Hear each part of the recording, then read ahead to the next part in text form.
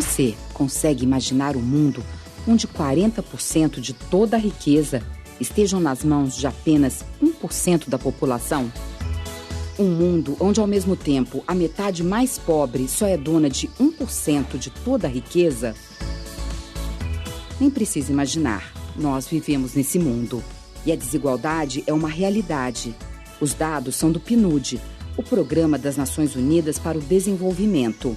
A desigualdade é uma coisa que a gente pesquisa faz bastante tempo, mas, em geral, pesquisa desigualdade de renda. Eu posso comparar meu salário com alguém que recebe um salário mínimo. Muito mais escandaloso e relativamente novo é uma outra forma de calcular. Quanto mais rica a pessoa, mais ela aplica em atividades que rendem. Eu posso alugar minha chácara, eu posso alugar parte da minha casa, enfim, meu dinheiro começa a se multiplicar. Então, um dos fenômenos mais interessantes é que você tem aumento da riqueza, né? E, paradoxalmente, você tem aumento da pobreza. Em sociedades comprovadamente ricas, né? Quando você seleciona quem já é privilegiado, você cria hierarquias que são indissolúveis. Os brasileiros também convivem com a desigualdade. Quase metade de toda a renda do país está nas mãos de uma parcela pequena da população, os 10% mais ricos. Em 2012, essa minoria ganhou 87 vezes mais que os mais pobres do país. E você, como percebe essa desigualdade? Se eu tenho 1 milhão e uma pessoa tem R$700 por mês, alguma coisa está errada. Acho que a distribuição de renda é muito mal dividida nesse país aqui. Tem um degrau muito grande, a diferença do pobre e do rico. Você tem a pessoa que está correndo para não perder o trabalho, em compensação para o carro blindado com o executivo, e você tem o mendigo que está caído no chão. Você tem tudo aqui. Tem pessoas que já crescem sem nada, né? E por mais que ela lute, quem tem muito vai sempre continuar com muito, e quem tem pouco nunca consegue ter mais. A desigualdade não surgiu de repente. Tem uma história. E no Brasil, começou com a colonização portuguesa e se aprofundou com a escravidão. Mas, tanto tempo depois de seu fim, a escravidão ainda influencia nossa sociedade? Os escravos não podiam estudar, não tinham acesso a instrução pública nenhuma. E o fato é que esse processo continuou no período posterior ao fim da escravidão. Então, essa geração de escravos que se alforriavam estavam excluídos da instrução pública e também ficaram excluídos da cidadania.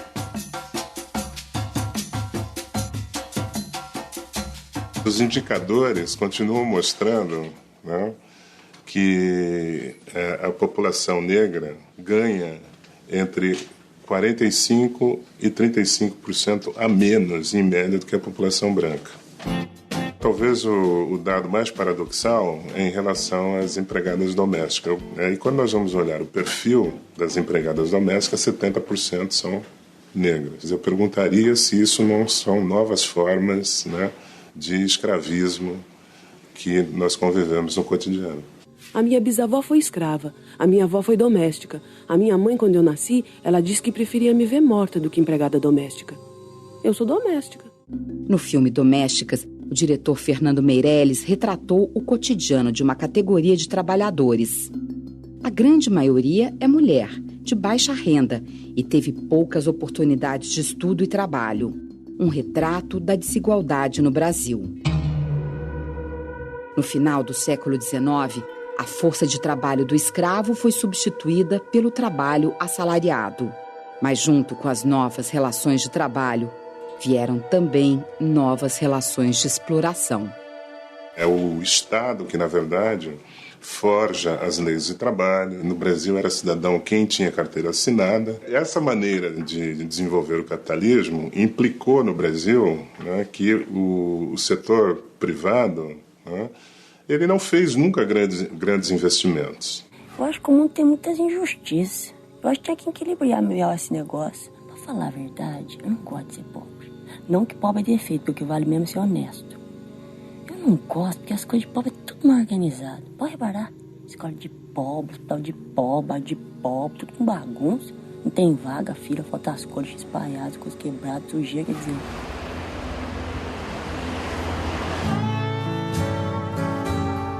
O pintor autônomo Robson passou por uma experiência difícil de esquecer.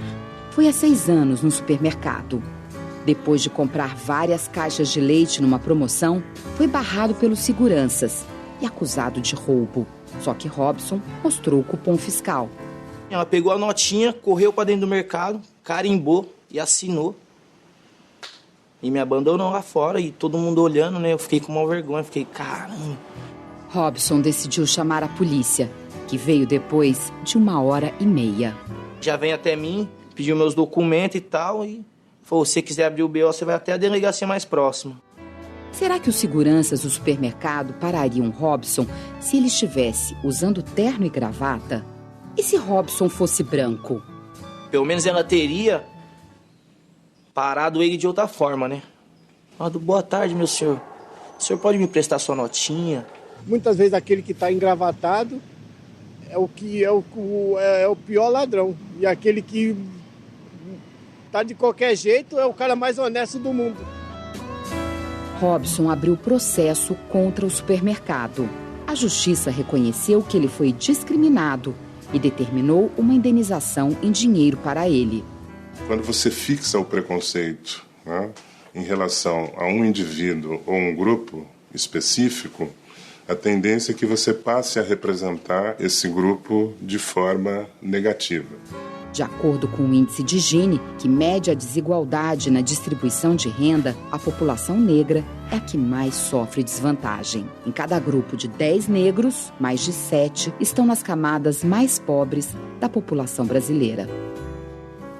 Nos últimos anos, o país desenvolveu várias ações e políticas públicas para reduzir a desigualdade social. Mas será que estamos de fato atingindo esse objetivo? Quando a gente fala em combate à desigualdade, há 2 níveis. Primeiro, a redução da pobreza. Essa primeira parte, no Brasil, teve imenso sucesso. Mas é necessário também, por exemplo, uma mudança permanente na qualidade da instrução primária oferecida para as populações pobres. Enquanto a educação continua sendo tão desigual, as oportunidades vão continuar muito desiguais. Então você tem que associar medidas diretas de efeito mais imediato com transformações de longo prazo, na educação pública, na saúde, no saneamento. Nós tivemos o salário mínimo, né? É o que mais puxou, digamos, a situação para cima, porque ele tanto impactou os trabalhadores como os aposentados que têm a sua aposentadoria indexada na evolução do salário mínimo. A política de um salário mínimo mais forte, que seja valorizado, junto com políticas de transferência de renda direta, fazem uma diferença grande na luta contra a miséria.